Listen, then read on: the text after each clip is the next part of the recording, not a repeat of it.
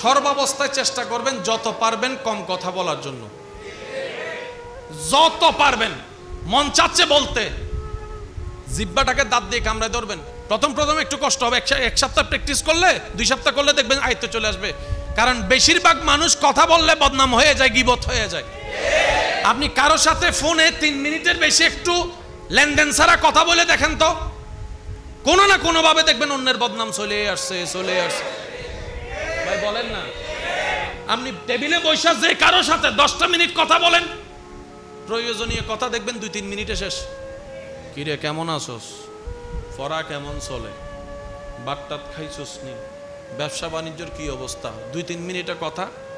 এখন এই বাকি সময় কেমনে কি করবেন? তারপর শুরু হয়, শুনছেন নি খবর একটা, কি হইছে, হইতেরও বাড়ি মাইয়া তো ফালাই গেছে গা।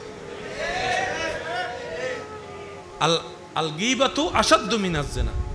আর কোরআন বলছে ওয়াইলুল লিকুল্লি হুমাজাতিল লুমাজা। কামাইলাম সওয়াব আমি, বদনাম করে আমি তারে সওয়াব দিলে, তার গুনাহ নিলে আমার তো লাভ নাই। তো বদনাম হয় কি কান দিয়ে নাকি জিহ্বা দিয়ে? তো জিহ্বাকে কন্ট্রোল করবেন কিভাবে? তালা লাগাই দিবেন? সম্ভব তো না। সেজন্য আল্লাহ তালার ব্যবস্থা করছে দাঁতকে। আল্লাহ পাক বলে জিহ্বায় যদি তোকে বেশি বেশি গুনাহ করাইতে চাই, তুই একটা কাজ করিস, আমার দেওয়া দাঁত দিয়ে তারা চিবে ধরিস। এবার আপনার মন বলবে বল না, তার বিপক্ষে বল না, 2 মিনিট বল না, 1 লাইন বল না, চুপ করে। তখন আপনি বলবেন যে তোর মন চাইলে তুই হগু, আমি বলবো না। 3টা মিনিট জিহ্বা কামড় ধরে রাখেন, আপনি মহা কবিরা গুনাহ থেকে বেঁচে যাবেন। 2টা সপ্তাহ প্র্যাকটিস করেন, তারপরে দেখেন আল্লাহ আপনাকে সাহায্য করবেন যে আপনি যাতে করতে পারেন। 2য় নাম্বার, এটা মনে থাকবে ইনশাআল্লাহ। আপনাদের মাধ্যমে, আপনাদের করার মাধ্যমে আল্লাহ পাক আমাকেও করার, আমল করার তৌফিক দান করুন। 2য় নাম্বার, সর্বদা হাত জোর রাখবেন। হাত জোর মানে কি? আমি ছোট, তুই বড়, এ কি জানোস? ছোট মানুষ এত বড় কলেজের ভার্সিটির এত বড় প্রফেসর হয়ে উনি কিছু জানে না বলছে, তার মানে তুমি আসল জানাগুলাই জানে। বুঝাতে পারছি কথা?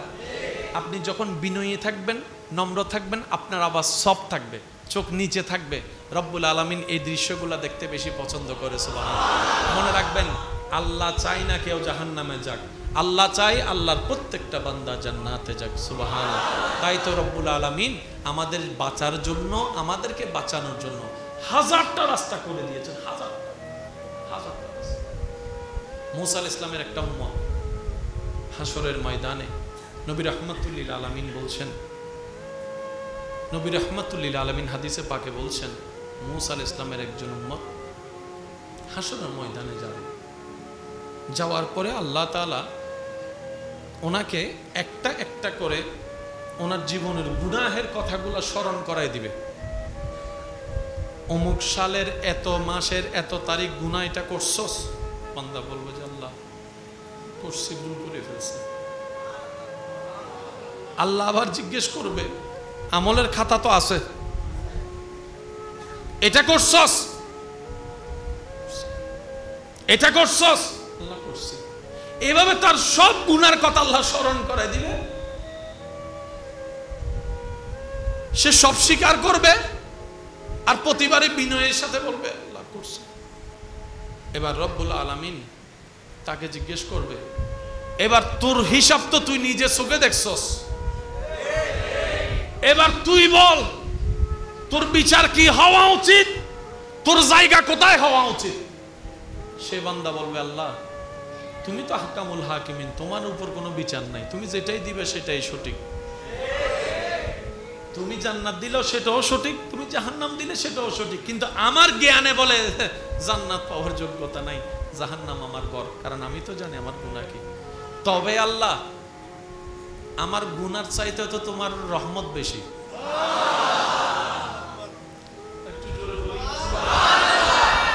হিসাব সব ঠিক আছে, জান্নাত পাওয়ার যোগ্যতা আমার, কিন্তু আল্লাহ আমার গুনার চাইতে তোমার রহমত তো অনেক বেশি, অনেক বেশি। আল্লাহ তোমার রহমতের সামনে তো আমার গুনার অস্তিত্বই নেই। গুনাহ করছি, তুমি চাইলে তো মাফও করে দিতে পারো, কারণ তুমি মাফ করলে কেউ তোমার জিজ্ঞেস করবে না, কোথাও তোমার জবাবদিহিতা করার দরকার নাই। রব বলবে তুই কি এটা বিশ্বাস করস যে আমি চাইলে মাফ করে দিতে পারি? বান্দা বলবে যে আল্লাহ এর চাইতে হাজার হাজার বেশি গুনাহ তুমি চাইলে মাফ করে দিতে পারো, এটা আমার ঈমান আছে।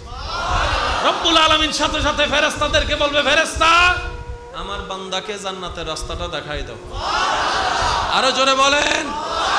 ফেরেশতারা জিজ্ঞেস করবে, আল্লাহ চোখে দেখছি জাহান্নামী, গুনাহ বলে জাহান্নামী, গুনাহ বলে জাহান্নামী, চোখে দেখছি জাহান্নামী, আল্লাহ জান্নাত দিলা যে? রব বলে যে সে আমার উপর এত বড় একটা আশা করছে, সুবহানাল্লাহ বলেন, সে আমার উপর এত বড় একটা আশা করছে, আমি রহমান চাইলে মাফ করে দিতে পারি, আমার বান্দার বিশ্বাসটা নষ্ট হোক সেটা আমি চাই না, আমি মাফ করে দিয়েছি। কোন নবীর উম্মত বলেন না, কোন নবীর উম্মত? কলিমুল্লাহর উম্মত। আপনি আমি তো হাবিবুল্লাহর উম্মত। এজন্য মনটা সবসময় বড় রাখবেন, মানুষের ক্ষতি যেন না হয় খেয়াল করবেন, আপনার ক্ষতি হোক, আপনার দ্বারা যেন কারো ক্ষতি না হয়। কেউ আপনাকে কথা বলে কষ্ট দিক, আপনি কাউকে কথা বলে কষ্ট দিন, যদি দিয়েও হয়ে যায় ভাই মাফ করে দিস, মাথা গরম ছিল বুঝতে পারি নাই, মাফ করে দিস। আপনার কাজ হচ্ছে মাপ চাওয়া, সে যদি মাফ না করে আল্লাহর কাছে সে আবার ধরা খাবে। আল্লাহ পাক বলবে আমার বান্দা তো মাপ চাইছিল, তুই মাফ করস না কেন? নবীর আদর্শ সুন্নত ছাড়া জীবন কখনো সুন্দর হয় নাই, হবেও না। মনে রাখবেন, আমরা সবসময় পশ্চিমাদের মতো হতে চাই, সেজন্য কখনো কেউ কল্পনা করে নাই রাস্তাঘাটে ছেলেরা, আজকে থেকে 3 বছর আগেও কিন্তু এই দৃশ্য কেউ কল্পনা এখন হয়ে যাচ্ছে। কারণ মানুষের একটা অভ্যাস কি জানেন, ওই যেটা দেখে সেটার মতো হতে চাই, এটা মানুষের একটা কমন অভ্যাস। মানে আপনি দেখবেন ওই যেটা ভিডিওতে একটা হোন্ডা দেখবে, স্বপ্নে ওইটাই দেখা শুরু, ইয়েন কিন্নম দেয়, ইয়েন কিন্নম দেয়। কোন একটা কাপড় দেখলে ওটার প্রতি একটা আগ্রহ কাজ করে, তো যে স্টাইলগুলো ওই ভিডিওতে দেখে বিভিন্ন, ওরা নিজের মধ্যে সেটা কল্পনা করতে শুরু করে। মনে রাখবেন, স্টাইলের মহা স্টাইল হচ্ছে নবী রহমাতুল্লিল আলামিনের, যে স্টাইল কখনো চেঞ্জ করা লাগে না। আজকে যেটা 3/4 প্যান্ট আছে, 5 বছর আগে এই স্টাইল ছিল, 10 বছর পরে থাকবে, কিন্তু নবীর সুন্নতের প্রত্যেকটা স্টাইল আজকে 1450 বছর ধরে ছিল, আছে, থাকবে। সুবহানাল্লাহ জোরে বলি। যেমন একটা সময় স্টাইল ছিল clean shape, available clean shape, কিছুদিন 2 বছর ধরে দেখা যাচ্ছে, 3 বছর ধরে দেখা যাচ্ছে দাড়ি রাখাটা স্টাইল। কেউ এমনে রাখে, কেউ এমনে রাখে, কেউ এমনে রাখে, কেউ এমনে রাখে, এক একজন এক এক স্টাইলে রাখছে। 6 মাস 7 মাস পরে স্টাইল, ভেবে দেখবেন কথাটা, 6-7 মাস পরে স্টাইলগুলো আর থাকে, আবার নতুন স্টাইল আসে, আবার নতুন স্টাইল আসে, আবার নতুন স্টাইল আসে। কিন্তু নবীর দেওয়া যে সুন্নতি স্টাইল ছিল, আছে। আরেকটু জোরে বলি, আপনি আমি মার পেটে আসছি কার থেকে বলেন না, কার থেকে?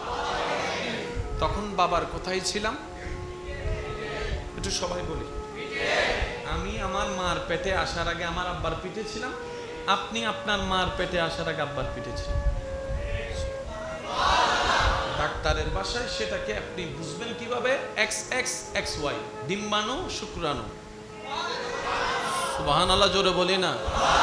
একদিকে কোরআন রাখেন, আরেকদিকে বিজ্ঞান রাখেন। বিজ্ঞান কি জিনিস জানেন? আল্লাহু আকবার। বিজ্ঞান হচ্ছে যে আছে যা তা আবিষ্কার করা।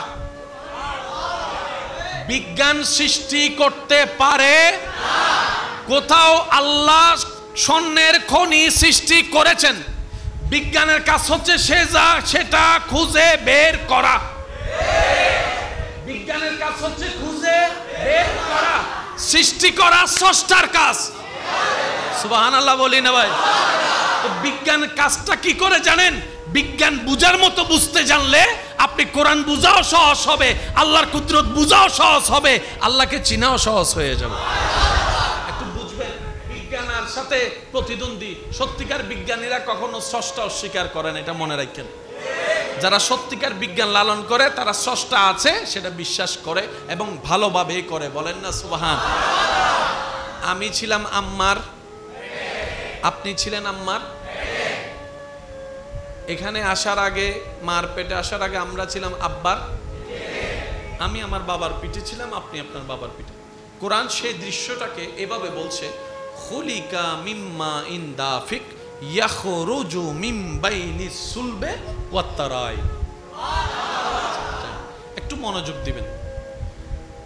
আমার বাবার থেকে আল্লাহ যেদিন চেয়েছেন, আপনার বাবার থেকে আল্লাহ যেদিন চেয়েছেন, সেদিন আমি আমার মার পেটে চলে গেছি, আপনি আপনার মার পেটে। একটু জোরে বলি, কি হিসেবে গেছিলাম? এক ফোঁটা পানি হয়ে। একটু জোরে বলি, এক ফোঁটা পানি, যেটাকে বিজ্ঞান ডাক্তারের ভাষায় স্পাম বলছে। অনলি ওয়ান ফোঁটা, এক ফোঁটা। এই এক ফোঁটা থেকে আজকের আমি মনে বুঝাতে ব্যর্থ হয়েছি।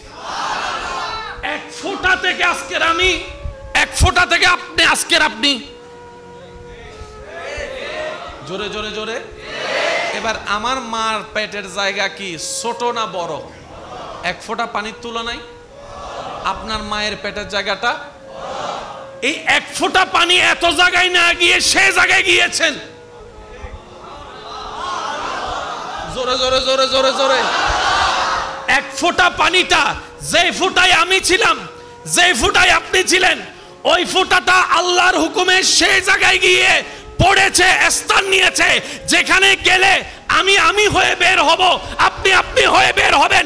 যাওয়ার সাথে সাথে আল্লাহ তাআলা কুদরতি ব্যবস্থাপনায় কোনো মেশিন ছাড়া মুখটা বন্ধ করে দিয়েছেন। এরপর থেকে আমার আম্মার মাসে অসুস্থতা আর হয় না, আপনার আমার মার মাসে অসুস্থতা আর হয় না। এবার এক ফোঁটা পানি সেই জায়গার ভিতরে, উপরে মুখ বন্ধ।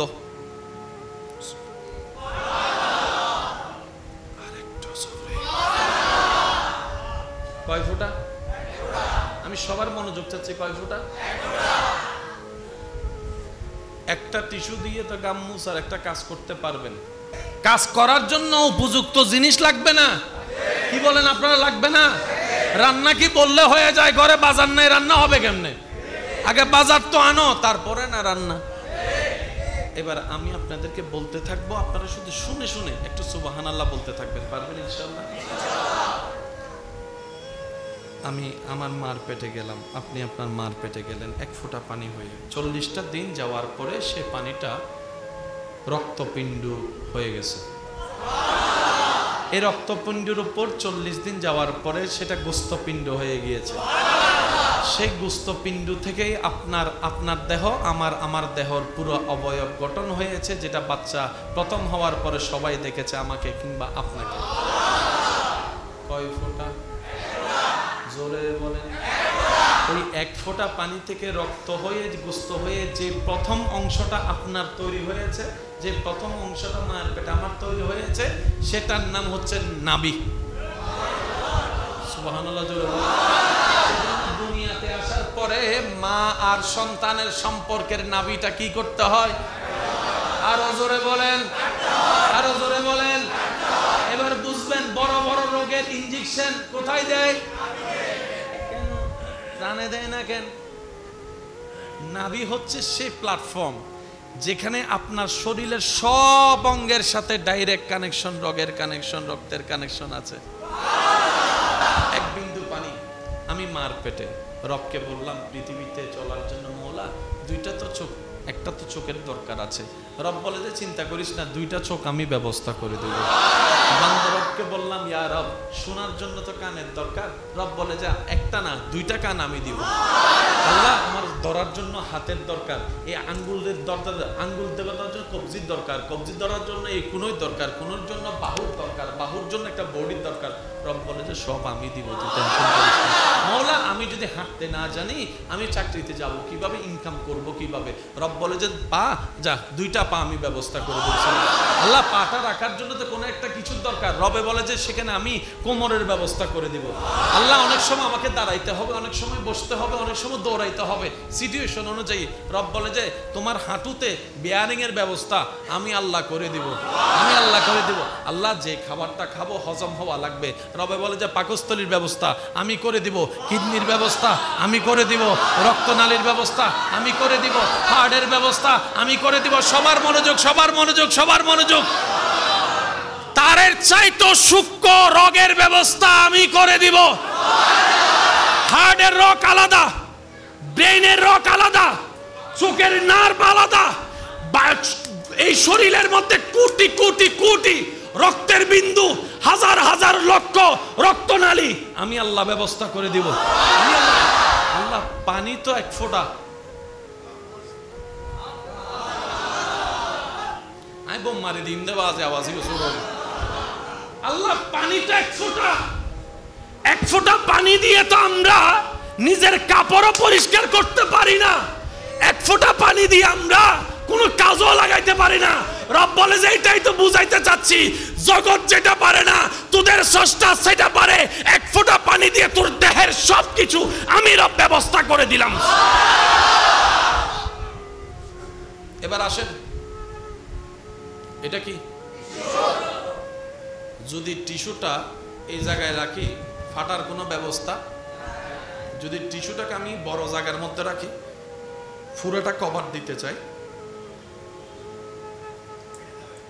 দেখেন, কারণ নির্দিষ্ট সীমার বাইরে। আপনি যেদিন জন্মগ্রহণ করছেন সেদিন আপনার সারা শরীরের লম্বা কতটুকু ছিল? 1 হাত। সে অনুযায়ী চামড়া ছিল। আজকে তো আপনার লম্বা 6 ফুট। কই চামড়ার ফাটটা কই?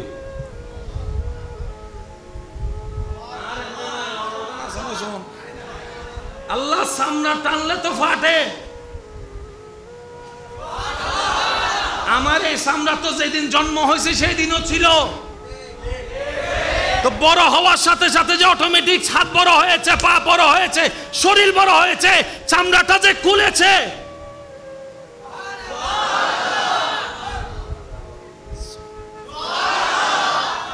হাই হাই, 1 ফোঁটা পানি থেকে এত কিছু। বিবেক বলে হাউ ক্যান পসিবল। যুবক ভাইরা একটু শব্দটা নোট রাখবেন, অনেক প্রশ্নের উত্তর আপনি এখানে পেয়ে যাবেন। বিবেক বলে হাউ ক্যান পসিবল, ব্রেন বলে টোটাল ইম্পসিবল।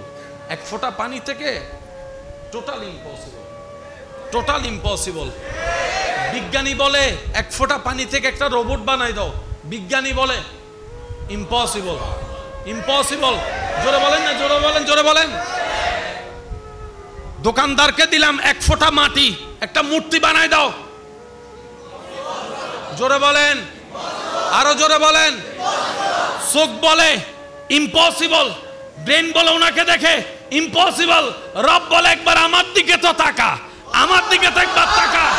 মনে রাখবি বান্দা, যে ঘটনা সত্য বাস্তব, কিন্তু কিভাবে কি হয় তোরা বুঝতে পারবি না। মনে রাখবি সেখানে আমি আল্লাহর কুদরত। কুদরত মানে কি? ঘটনা বাস্তব, কিন্তু কিভাবে কি হয় জোরে হন না। 1 ফোঁটা পানি থেকে আই হাই কেমনে কি বুঝাতাম। আমি বলতে থাকি, আপনারা একটু সুবহানাল্লাহ বলতে থাকবেন। বলেন না, বলেন না। সারা শরীরে যা আছে সবগুলো কি সেম? দাঁত আর ঠোঁট সেম, ঠোঁট আর জিহ্বা সেম, সব আলাদা আলাদা। এবার আমি বলতে থাকি, আপনারা শুধু সুবহানাল্লাহ বলবেন। হ্যাঁ, 1 ফোঁটা পানি থেকে চেহারা, চেহারার মধ্যে 2টা চোখ, 2টা চোখের নিচে একটা নাক, নাকের 2টা ছিদ্র, ছিদ্রের ভিতরে পর্দা, পর্দার ভিতরে পশম, সুবহানাল্লাহ। 2টা ঠোঁট, জিহ্বা, আলা জিহ্বা, 32টা দাঁত, এক একটা দাঁত এক একটার মতো, কণ্ঠনালী, শ্বাসনালী, খাদ্যনালী, পাকস্থলী, কলিজা, আতরি, গুর্দা, কিডনি, ফেফসা, গোস্ত, চর্বি, সারা শরীরের সব কিছু 1 ফোঁটা পানি। আমাদের সে আল্লাহ আমাদের নবীকে মেরাজে সারা রাত ঘুরাইছে। সুবহানাল্লাহ না হয়? কোন আল্লাহ যিনি এক ফোঁটা দিয়ে সব পারছে, উনি কোরআনে সেটাই বলেছেন। High high high high. আচ্ছা আমি আপনাদেরকে বলি, মসজিদটা দেখতে অনেক সুন্দর, কি বলবেন? আমি কিন্তু আপনাদেরকে শিখাই দিই নাই অথবা জোরও করি নাই, আপনার যা যেটা মন চায় সেটা বলেন। চেহারাটা দেখতে অনেক সুন্দর, যাক পেট ভরে খাইলাম। খাওয়া শুরুতে ভেরি গুড। হঠাৎ একটা মানুষ এখানে মারা গেছে, ঠিক আছে? সি সি সি সি সি সি কাজটা ঠিক আছে ভাই? খবর শুনছেন? কয় কি? আল্লাহ পাথরের ভিতর থেকে সালেহ আলাইহিস সালামের যুগে একটা পাথরের ভিতর থেকে জিন্দা উট বের করেছেন। তাহলে কোন জায়গায় কি বলতে হয় এতটুকু জানা আছে তো? সুবহানাল্লাহ কোথায় বলেছেন? পাথর থেকে উট বের হওয়া সম্ভব, কিন্তু হয়েছে। সেই জায়গায় বলি আমরা কি? এবার আল্লাহর নবীর মেরাজের কথা আল্লাহ সূরা বনী ইসরাইলের 1 নম্বর আয়াত যেইভাবে বলেছেন, এটা একটু খেয়াল করলে বাকি উত্তর হয়ে যাবে। আল্লাহ পাক সূরা বনী ইসরাইলের 1 নম্বর আয়াতে বলেছেন, সুবহানাল্লাযী সুবহানাল্লাযী সুবহানাল্লাযী আসরা বিআবদিহি লাইলাম মিনাল মসজিদিল হারামে ইলাল মসজিদিল আকসা। নবী বলে যে আমি গত রাতে মক্কা থেকে আকসা ভ্রমণ করেছি। জগতে প্রশ্ন করে, কিরে আমরা উট নিয়ে যাইতে, ঘোড়া নিয়ে যাইতে 2 মাস লাগে, 3 মাস লাগে, এক রাতে কিভাবে যাওয়া সম্ভব? Impossible, impossible. রব বলে যে জানেওয়ালা নবীর দিকে তাকাইও না, কে নিয়ে গিয়েছেন সে আল্লাহর দিকে তাকাও, সে আল্লাহর দিকে তাকাও। সূরা বনী ইসরাইলের 1 নম্বর আয়াতে রব বলে সুবহানাল্লাযী, আমার নবী যাই নাই, আমি আল্লাহ নিছি। আমার হুজুর আমাকে একটু সাহায্য করবে। সূরার নাম সূরা বনী ইসরাইল, সূরার নাম সূরা বনী ইসরাইল, আয়াত নাম্বার 1। জোরে বলেন আয়াত নাম্বার 1। কারো যদি মোবাইলে অ্যাপ থাকে আপনারা একটু বের করে নিলে আপনাদের সুবিধা হবে। সূরা বনী ইসরাইল আয়াত নাম্বার 1, প্রথম শব্দ সুবহানাল্লাহ। আল্লাহ তুমি মাশাআল্লাহ না বলে সুবহানাল্লাহ বললা কেন? রব বলে যে মাশাআল্লাহ আমার, ইন্না লিল্লাহ আমার, আলহামদুলিল্লাহ আমার। সুবহানাল্লাহ বলছি তোরা বুঝার জন্য। ঘটনাটা এমন ঘটনা যেটা তোদের ব্রেনে ধরবে না, তো অবিশ্বাস আসলে তো ইমান চলে যাবে। তাই তোদের ইমানটা রক্ষা করার জন্য মনটা যেন আমি রবের দিকে থাকে। আমি রব চাইলে সেকেন্ডের ভিতরে দিনকে রাত, রাতকে দিন বানাই দিতে পারে, যাতে তোদের ইমানটা বাঁচে। আচ্ছা ভাইয়া, আজকে একটা কথা মনে রাখবেন। আমি প্রথমে কি বলেছি? ইসলাম বুঝার ধর্ম। কি বলছি? সবাই বলেন। বুঝ যত বাড়ে সংসার তত সুন্দর হয়। আর বুঝ না থাকলে আই লাভ ইউ টু। বাস্তব না বাস্তব বলেন না রে ভাই? যদি কানেকশন ভালো না থাকে তাহলে সেখানে সংসার টিকবে। যদি কানেকশন ভালো না থাকে সেখানে সম্পর্ক সুন্দর হবে। সম্পর্ক বন্ধুত্ব টিকে না যদি বুস্টিং না থাকে। অনেক ভালো ভালো বন্ধুত্ব একসাথে বিজনেস শুরু করছে, 6 মাস পরে সন্দেহ ঢুকে। হাই বিলিভ আল্লাহ। বাস্তব না বাস্তব আপনারা বলুন। এবার আমি মাইকের আওয়াজ এই মুহূর্তে যত দূর যাচ্ছে, যে যেখান থেকে শুনতে পাচ্ছেন গভীর মনোযোগ। সবার চাওয়া জান্নাতে যাওয়া, কোনো সন্দেহ নাই। আমি সবার আওয়াজ চাচ্ছি, সন্দেহ নাই। যে যে ধর্ম পালন করে, যে কাজগুলা করে, তারও চাই স্বর্গে যাইতে, জান্নাতে যাওয়া সবার স্বপ্ন। আচ্ছা, জান্নাতে যেতে গেলে আপনার জানা মতে ঈমানের পরে বেশি কি দরকার? কোন আমল, গুনাহ নাকি সওয়াব? একটু জোরে বলেন না ভাইয়া। সওয়াব যার বেশি জান্নাত সে পাবে। এই কথা নিয়ে কারো কোনো দ্বিমত ভাই? একটু জোরে, কারো কোনো দ্বিমত? আপনি আমাকে চিনেন না, আমি আপনাকে চিনি না। কার কর্ম কেমন, যার যারটা সেই জানি। রাতে 3টা বাজে মোবাইলে কে কি করে কথা বলেন না রে ভাই? কে মেয়ের নাম বন্ধুর নামে সেভ করছে, মা না জানা দেয় না, যে জিতে জানে তো। কুসিংয়ের নাম দিয়ে যে কোথায় যাচ্ছে টিচারে জানে, বলেন টিচারে জানে, মা জানে, কিন্তু যে যাচ্ছে সে তো এবার যার যার সম্পর্কে তার তার ধারণা আছে তো। তাহলে আমার জীবনে সওয়াব বেশি না গুনাহ বেশি, আমারটা আমি জানবো অনুমানিক, আপনারটা আপনি জানবেন, ঠিক আছে? গুনাহ বেশি হলে কোথায়? জোরে বলেন, গুনাহ বেশি হলে কোথায়? সওয়াব বেশি হলে। আমি মুকাররম বাড়ির জানা মতে আমার জীবনে সওয়াবের তুলনায় গুনাহ একটু বেশি। সাইজ দেখি আমার মতো গুনাহগার কে কে আছেন, হাত তোলেন। আমার মতো গুনাহগার কে কে আছেন, হাত তোলেন। এবার জান্নাতি খুঁজেন, দেখেন তো জান্নাতি আসেনি একটাও। ইমাম সাহেবও তুলেছে, খতিব সাহেবও তুলেছে, বক্তাও তুলছে। জোরে বলেন না রে ভাই। বাপও তুলছে, ছেলেও তুলছে। ব্যাপার কি? সেজন্য বলি, অন্যের দোষে সিআইডি অফিসার হইেন না। এটা আমাদের জীবনের সবচাইতে বড় ভুল। অন্যকে সবসময় মাপতে থাকি দাঁড়িয়ে ভাল্লাই, নিজের যে ওজনেই নাই। অন্যকে জাহান্নামী বলার আগে নিজেকে জান্নাতি সার্টিফিকেট আল্লাহর পক্ষ থেকে যদি নিতে পারেন, নবীর পক্ষ থেকে নিতে পারেন, তাহলে অন্যকে জাহান্নামী বলতে আপনি পারেন। এর আগ পর্যন্ত বলার। কার মরণ কিসের উপর হয়? সেজন্য দোষ ধরবেন নিজের, অন্যের করবেন প্রশংসা। সুবহানাল্লাহ জোরে বলি না। আমার নবীকে আল্লাহ জান্নাতের সার্টিফিকেটও দিয়েছেন। ও নবী, আপনি চাইলে জান্নাত দিতে পারবেন, এমন আপনাকে আমি অথরাইজ দান করলাম। আপনি সুপারিশ করবেন জান্নামে, আমি আল্লাহ ওইখান থেকে রায় দিয়ে দিব। সেই নবীও কখনো কাউকে জাহান্নামী দেখতে চায় নাই। তায়েফের ময়দানে আঘাত হওয়ার পরও জিবরাইল বলে, ইয়া রাসূলুল্লাহ, আপনি একবার হুকুম দেন, আল্লাহ নির্দেশ দিয়েছে আপনাকে যারা আঘাত করেছে সবগুলোকে ধ্বংস করে দিব। নবী বলেছেন, আল্লাহ আমাকে গজবদাতা বানায় নাই, রহমতুল লিল আলামিন বানিয়েছেন। বানিয়েছেন। আমি নবী গজব দিতে আসি নাই, রহমত করতে আসছি। আমার আল্লাহকে বলো না তাদেরকে যেন হেদায়েত দেয়, তারা না হল অন্তত তাদের পরবর্তী প্রজন্ম যেন হেদায়েত প্রাপ্ত হয়। যেই জায়গায়, যেই এলাকায় আপনার আমার নবীকে আঘাত করে বের করে দেওয়ার চেষ্টা করেছে, আজকে সেই এলাকায়, সেই জায়গায় ডেইলি 5 বার আজানের আল্লাহু আকবারের আওয়াজ শোনা যায়। সেজন্য বলে যে ধৈর্য ধরলে পাওয়া হয়, সহ্য করলে পাওয়া হয়। চেতাচেতি করবেন, যেটা আছে সেটাও শেষ। সোরা বালুতে যদি কখনো পড়েন, যাইয়া যদি সোরার বালুরে বলেন ওই সিনস নাই হন থানাও দেখিলে, যদি বেশি লড়াচড়া করেন,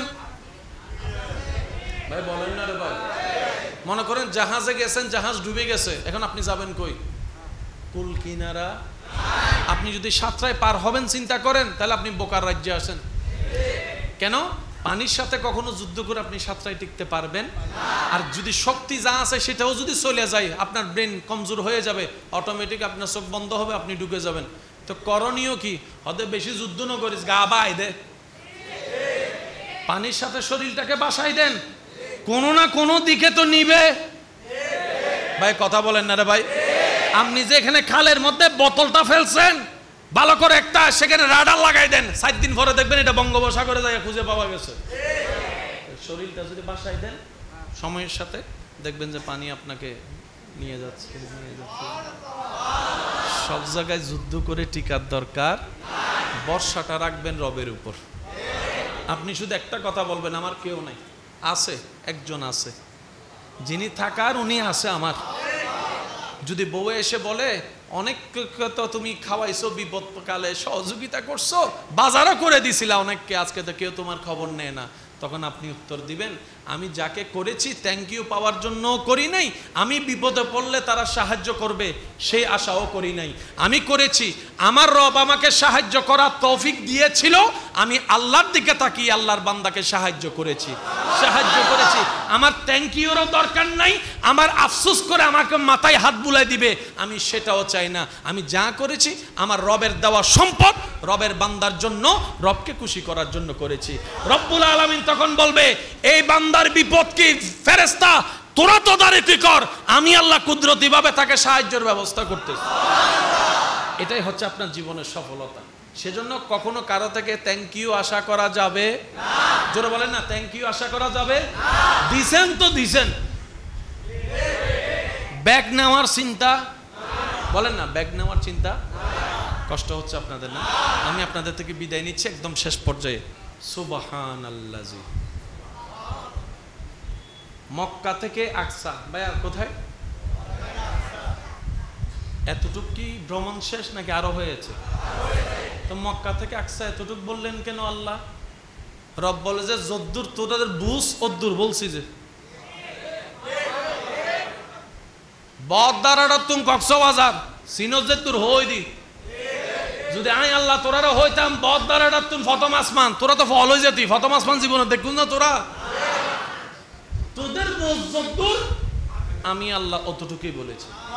আবার অন্য আয়াত আল্লাহ কি বলছেন? সুম্মা দানা ফাতাদাল্লাহ।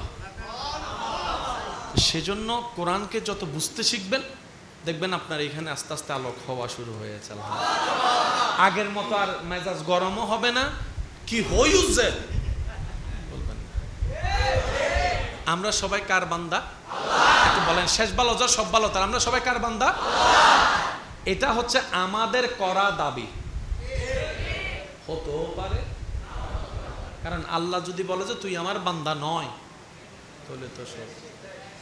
তাহলে তো সব আমাদের দাবি কি হয়ে যাবে? মিথ্যা হয়ে যাবে।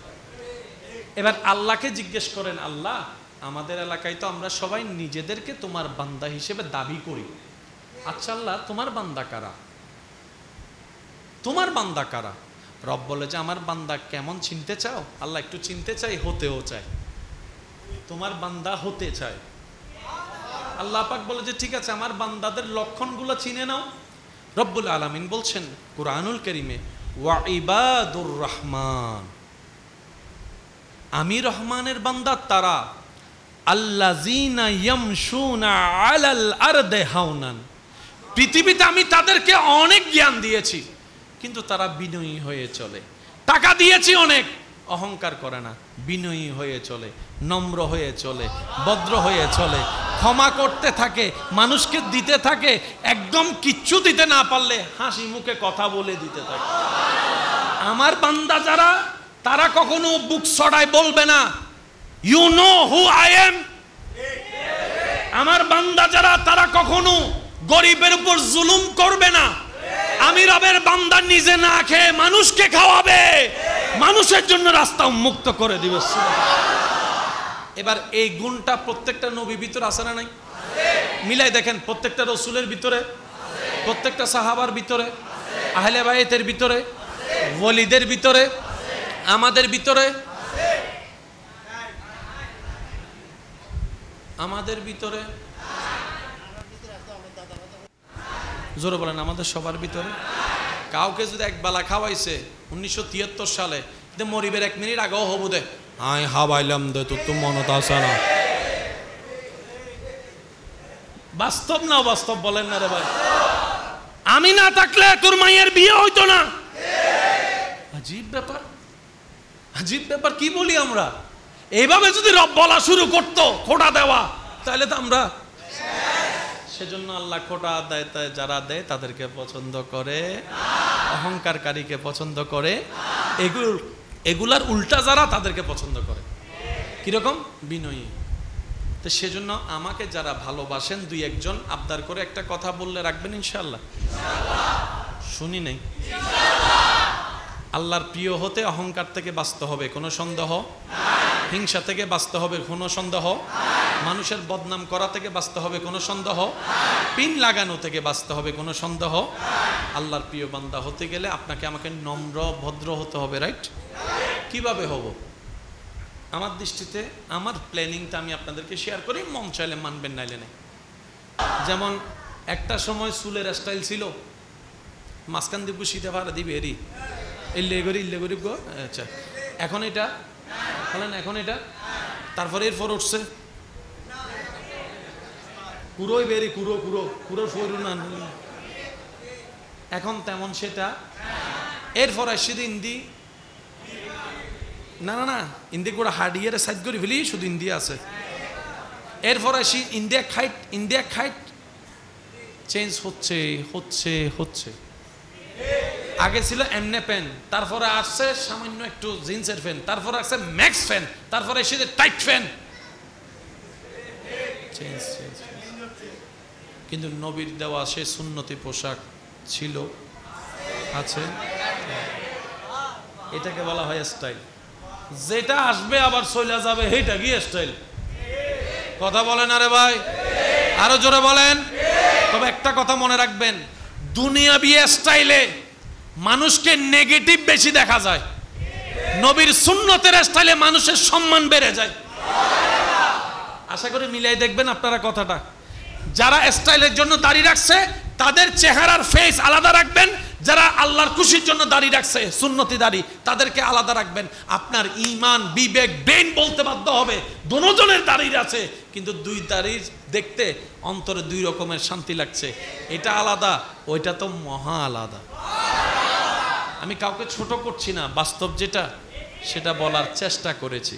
সেজন্য কেউ যদি স্টাইল করে দাড়ি রেখেছেন, হয়তো স্টাইলের কারণে আজকের মাহফিলে আছেন কিংবা শুনছেন কিংবা শুনবেন, দাঁড়িয়ে আছে আপনার মুখে, এই মুহূর্তে আপনি একটা কাজ করেন, আপনার জীবন সুন্দর হয়ে যাবে। সেটা কি? আল্লাহ আমি স্টাইল করে দাড়ি রাখছি, গুরুত্ব বুঝি নেই সুন্নতের, এখন বুঝছি, আল্লাহ আজকে থেকে আমি আমার দাড়িটা সুন্নতি দাড়ি হিসেবে ঘোষণা করে দিলাম। দেখবেন যে আপনার আমল নামায় সব লেখা শুরু হয়ে গেছে। তাহলে দাঁড়িয়ে দাঁড়িয়ে থাকলো সুন্নতি সুন্নতি হয়ে গেল। ওই কাটিং টাটিং যা আছে, যা সুন্নত শব্দের সাথে মিলে না, ওই কাটিং গুলাকে বাদ দিয়ে সুন্নতি স্টাইলে দাড়ি রাখা শুরু করে দেন। এই দাড়ির সাথে পুরুষত্বের পাওয়ারের শক্তির একটা সম্পর্ক আছে না নাই? ব্রেনের সম্পর্ক আছে না নাই? শরীরের ক্যালসিয়ামের সম্পর্ক আছে না নাই? আল্লাহ পাক আমাদেরকে সুন্নতের সাথে জীবন যাপন করার তৌফিক দান করুন। আজকের মাহফিলকে কবুল আর মঞ্জুর করুন। নবী রাহমাতুল লিল আলামিন পে আমরা নয়, সারা বিশ্ব জাহান খুশি হয়েছে, ঠিক কি না? যেই নবীকে আল্লাহ তাআলা জমিন থেকে মেরাজে নিয়েছেন, सबसे औला आला हमारा नबी, सबसे बाला आला हमारा नबी। সবাই একই আওয়াজে ইয়া নবী ইয়া নবী।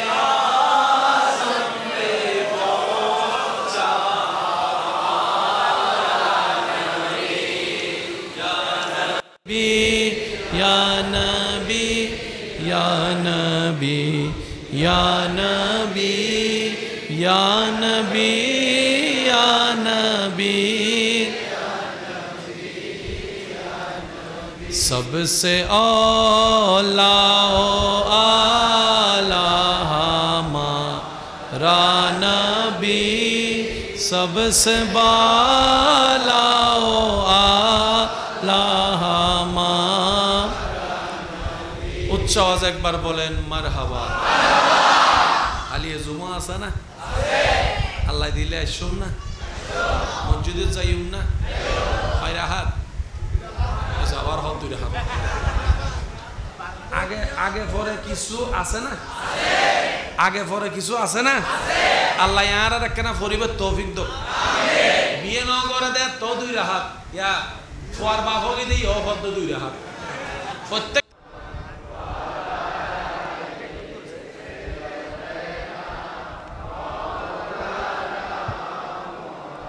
কত ভালো লাগে আমার নূর নবীর নাম, আরো ভালো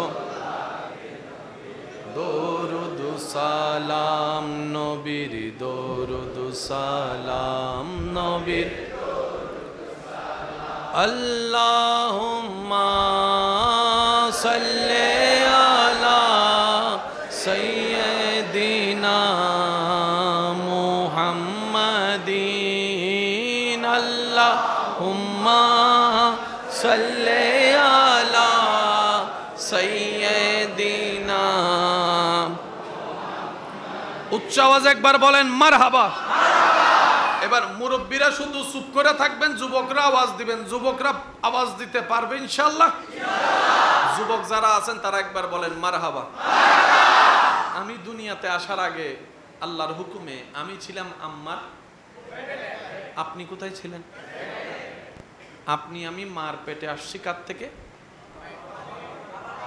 বলেন না, কার থেকে? তখন বাবার কোথায় ছিলাম একটু সবাই বলি।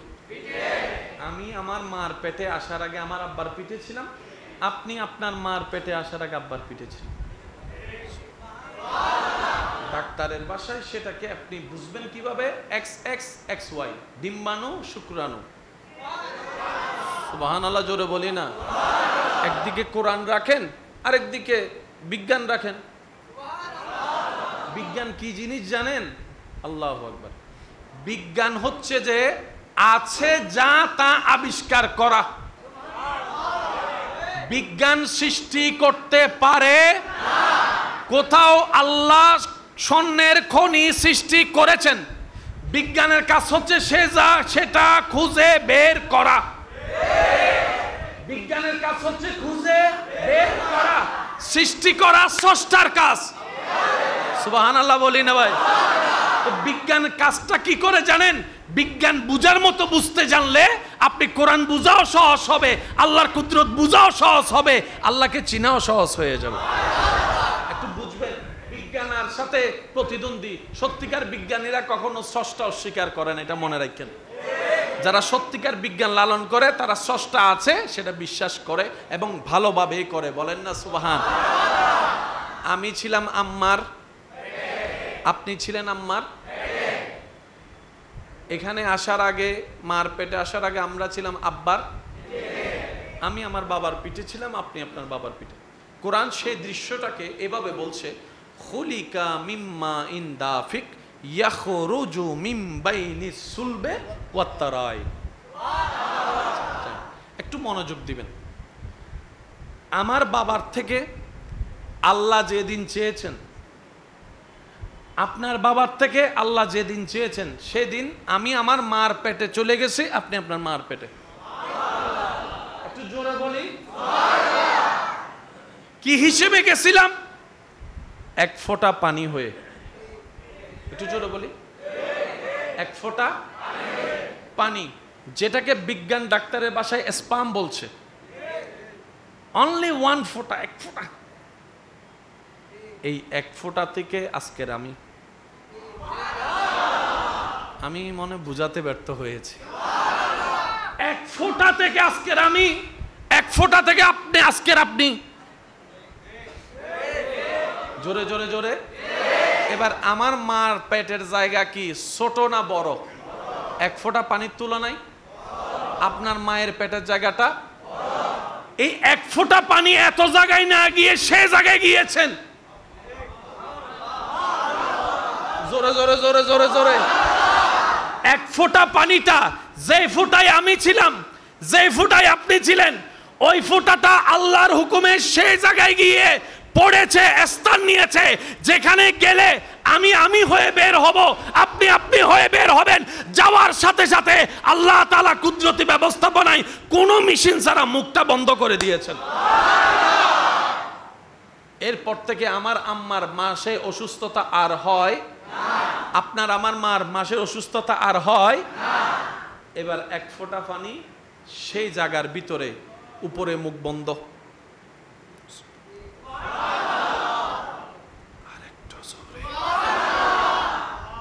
কয় ফোঁটা? আমি সবার মনোযোগ চাচ্ছি। কয় ফোঁটা? একটা টিস্যু দিয়ে তো গাম্মুস আর একটা কাজ করতে পারবেন। এই টুরদি কি করি তারি বাবাই হসাই আর ভাই হব দে তোর গাল নয়, তুই গর্গ আর একটা গর। একখান টিস্যু দিলে মোটামুটি ফিলার গইল মুস্তান দেরি। কাজ করার জন্য উপযুক্ত জিনিস লাগবে না? কি বলেন আপনারা, লাগবে না? রান্না কি বললে হয়ে যায়? ঘরে বাজার নাই, রান্না হবে কেমনে? আগে বাজার তো আনো, তারপরে না রান্না। এবার আমি আপনাদেরকে বলতে থাকবো, আপনারা শুধু শুনে শুনে একটু সুবহানাল্লাহ বলতে থাকবেন। পারবেন ইনশাআল্লাহ? আমি আমার মার পেটে গেলাম, আপনি আপনার মার পেটে গেলেন, এক ফোঁটা পানি হয়ে 40টা দিন যাওয়ার পরে সে পানিটা রক্তপিণ্ড হয়ে গেছে। এই রক্তপিণ্ডের উপর 40 দিন যাওয়ার পরে সেটা গোস্তপিণ্ড হয়ে গিয়েছে। সেই গোস্তপিণ্ড থেকেই আপনার দেহ আমার দেহর পুরো অবয়ব গঠন হয়েছে, যেটা বাচ্চা প্রথম হওয়ার পরে সবাই দেখেছে আমাকে কিংবা আপনাকে। কয় ফোঁটা? জোরে বলেন। ওই এক ফোঁটা পানি থেকে রক্ত হয়ে গোস্ত হয়ে যে প্রথম অংশটা আপনার তৈরি হয়েছে, যে প্রথম অংশটা মায়ের পেটে আমার তৈরি হয়েছে, সেটার নাম হচ্ছে নাভি। সুবহানাল্লাহ, জোরে বলেন। দুনিয়াতে আসার পরে মা আর সন্তানের সম্পর্কের নাভিটা কি করতে হয়? আরো জোরে বলেন, আরো জোরে বলেন। এবার বুঝবেন বড় বড় রোগের ইনজেকশন কোথায় দেয়? এই বেগুন চুপ করে বই দেখি। বড় বড় রোগের ইনজেকশন কোথায় দেয়? কেন প্রাণে দেয় না কেন?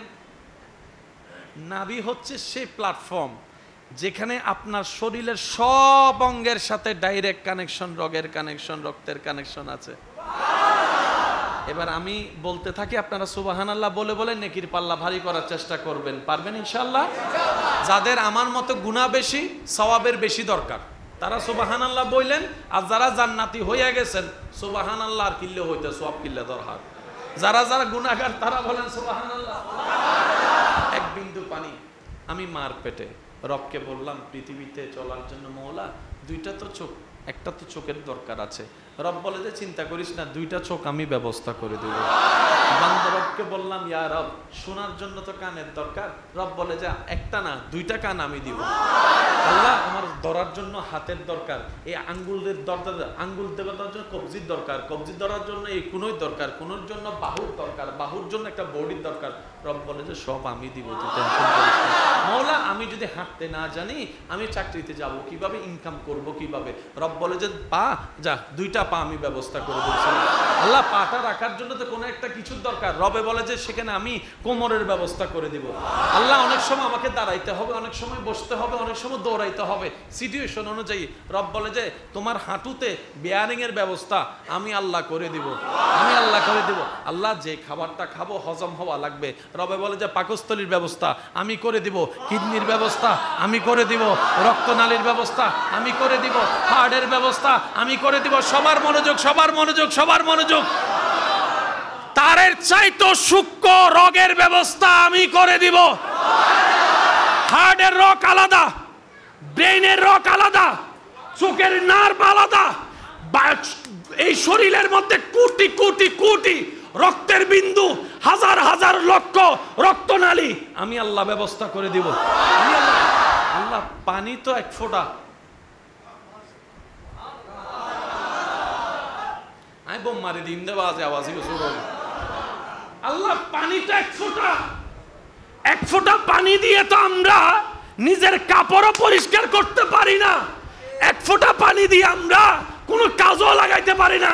রব বলে যে এটাই তো বুঝাইতে চাচ্ছি, জগৎ যেটা পারে না তোদের স্রষ্টা সেটা পারে। এক ফোঁটা পানি দিয়ে তোর দেহের সবকিছু আমি রব ব্যবস্থা করে দিলাম। এবার আসেন, এটা কি?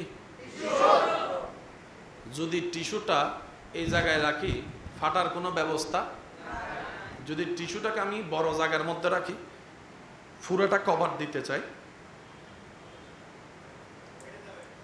দেখেন, কারণ নির্দিষ্ট সীমার বাইরে। আপনি যেদিন জন্মগ্রহণ করছেন সেদিন আপনার সারা শরীরের লম্বা কতটুকু ছিল? এক হাত। সে অনুযায়ী চামড়া ছিল। আজকে তো আপনার লম্বা 6 ফুট। কই চামড়ার ফাটটা কই?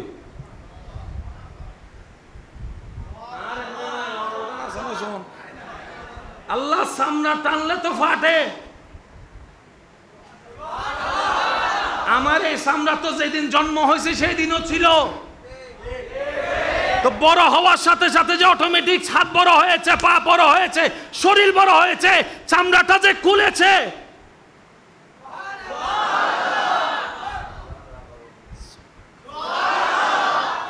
হাই হাই, এক ফোঁটা পানি থেকে এত কিছু। বিবেক বলে হাউ ক্যান পসিবল। যুবক ভাইরা একটু শব্দটা নোট রাখবেন, অনেক প্রশ্নের উত্তর আপনি এখানে পেয়ে যাবেন। বিবেক বলে হাউ ক্যান পসিবল, ব্রেন বলে টোটাল ইম্পসিবল। এক ফোঁটা পানি থেকে টোটাল ইম্পসিবল, টোটাল ইম্পসিবল। বিজ্ঞানী বলে এক ফোঁটা পানি থেকে একটা রোবট বানাই দাও, বিজ্ঞানী বলে ইম্পসিবল, ইম্পসিবল। জোরে বলেন না, জোরে বলেন, জোরে বলেন। দোকানদারকে দিলাম এক ফোঁটা মাটি, একটা মূর্তি বানাই দাও, জোরে বলেন, আরো জোরে বলেন। চোখ বলে ইম্পসিবল, ব্রেন বলে ওনাকে দেখে ইম্পসিবল, রব বলে একবার আমার দিকে তো তাকা, আমার দিকে তো একবার তাকা। মনে রাখবি বান্দা, যে ঘটনা সত্য বাস্তব, কিন্তু কিভাবে কি হয় তোরা বুঝতে পারবি না। মনে রাখবি সেখানে আমি আল্লাহর কুদরত। কুদরত মানে কি? ঘটনা বাস্তব, কিন্তু কিভাবে কি হয় জোরে হন না। এক ফোঁটা পানি থেকে আয় হায় কেমনে কি বুঝেতাম। আমি বলতে থাকি, আপনারা একটু সুবহানাল্লাহ বলতে থাকবেন। বলেন না, বলেন না। সারা শরীরে যা আছে সবগুলো কি সেম? দাঁত আর ঠোঁট সেম, ঠোঁট আর জিহ্বা সেম, সব আলাদা আলাদা। এবার আমি বলতে থাকি, আপনারা শুধু সুবহানাল্লাহ বলবেন। হ্যাঁ, এক ফোঁটা পানি থেকে চেহারা, চেহারার মধ্যে দুইটা চোখ, দুইটা চোখের নিচে একটা নাক, নাকের দুইটা ছিদ্র, ছিদ্রের ভিতরে পর্দা, পর্দার ভিতরে পশম, সুবহানাল্লাহ। দুইটা ঠোঁট, জিহ্বা, আলা জিহ্বা, 32টা দাঁত, এক একটা দাঁত এক একটার মতো, কণ্ঠনালী, শ্বাসনালী, খাদ্যনালী, পাকস্থলী, কলিজা, আতরি, গুর্দা, কিডনি, ফেফসা, গোস্ত, চর্বি, সারা শরীরের সব কিছু এক ফোঁটা পানি। আমাদের আল্লাহ চাইলে পারে। সে আল্লাহ আমাদের নবীকে মেরাজে সারা রাত ঘুরাইছে। সুবহানাল্লাহ না হয়? কোন আল্লাহ? যিনি এক ফোঁটা দিয়ে সব পারছে, উনি কোরআনে সেটাই বলেছেন। High high high high. আমি আপনাদেরকে বলি, মসজিদটা দেখতে অনেক সুন্দর, কি বলবেন? আমি কিন্তু আপনাদেরকে শিখাই দিই নাই অথবা জোরও করি নাই, আপনার যা যেটা মন চায় সেটা বলেন। চেহারাটা দেখতে অনেক সুন্দর, যাক পেট ভরে খাইলাম। খাওয়া শুরুতে ভেরি গুড। হঠাৎ একটা মানুষ এখানে মারা গেছে, ঠিক আছে? সি সি সি সি সি সি কাজটা ঠিক আছে ভাই? খবর শুনছেন? কই কি? আল্লাহ পাথরের ভিতর থেকে সালেহ আলাইহিস সালামের যুগে একটা পাথরের ভিতর থেকে জিন্দা উট বের করেছেন। তাহলে কোন জায়গায় কি বলতে হয় এতটুকু জানা আছে তো? সুবহানাল্লাহ কোথায় বলেছেন? পাথর থেকে উট বের হওয়া সম্ভব, কিন্তু হয়েছে। সেই জায়গায় বলি আমরা কি? এবার আল্লাহর নবীর মেরাজের কথা আল্লাহ সূরা বনী ইসরাইলের 1 নম্বর আয়াত যেইভাবে বলেছেন, এটা একটু খেয়াল করলে বাকি উত্তর হয়ে যাবে। আল্লাহ পাক সূরা বনী ইসরাইলের 1 নম্বর আয়াতে বলেছেন, সুবহানাল্লাযী সুবহানাল্লাযী সুবহানাল্লাযী আসরা বিআবদিহি লাইলাম মিনাল মসজিদিল হারামে ইলাল মসজিদিল আকসা। নবী বলে যে আমি গত রাতে মক্কা থেকে আকসা ভ্রমণ করেছি। জগতে প্রশ্ন করে, কিরে আমরা উট নিয়ে যাইতে, ঘোড়া নিয়ে যাইতে 2 মাস লাগে, 3 মাস লাগে, এক রাতে কিভাবে যাওয়া সম্ভব? Impossible, impossible. রব বলে যে জানেওয়ালা নবীর দিকে তাকাইও না, কে নিয়ে গিয়েছেন সে আল্লাহর দিকে তাকাও, সে আল্লাহর দিকে তাকাও। সূরা বনী ইসরাইলের 1 নম্বর আয়াতে রব বলে সুবহানাল্লাযী, আমার নবী যাই নাই, আমি আল্লাহ নিছি। নারে তাকবীর, নারে রিসালাত, আহলে সুন্নাত ওয়াল জামাত, ঈদ মিলাদুন নবী। উচ্চ আওয়াজ একবার বলেন সুবহানাল্লাহ, আরো জোরে বলেন সুবহানাল্লাহ।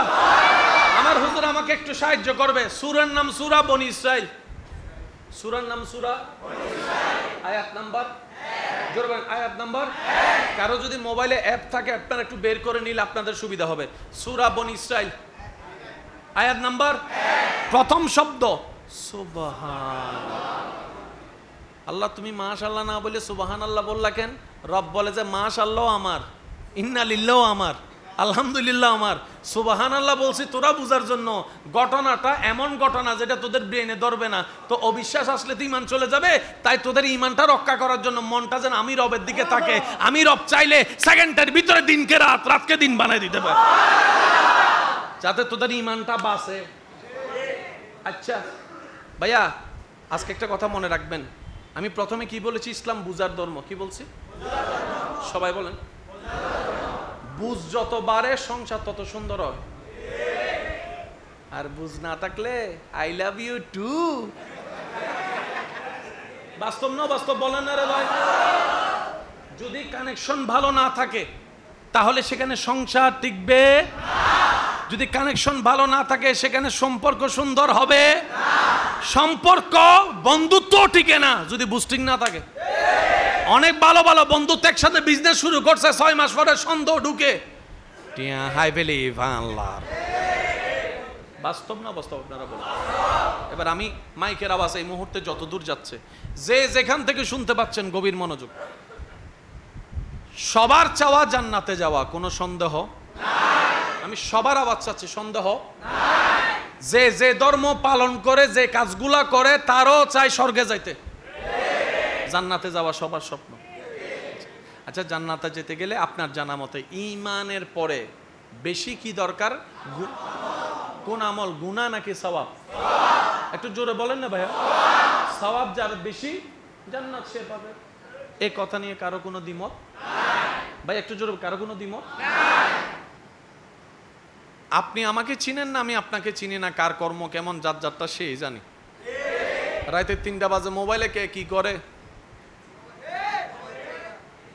কথা বলেন না রে ভাই?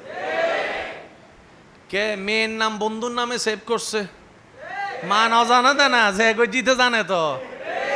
কুসিংয়ের নাম দিয়ে যে কোথায় যাচ্ছে টিচারে জানে, বলেন টিচারে জানে, মা জানে, কিন্তু যে যাচ্ছে সে তো।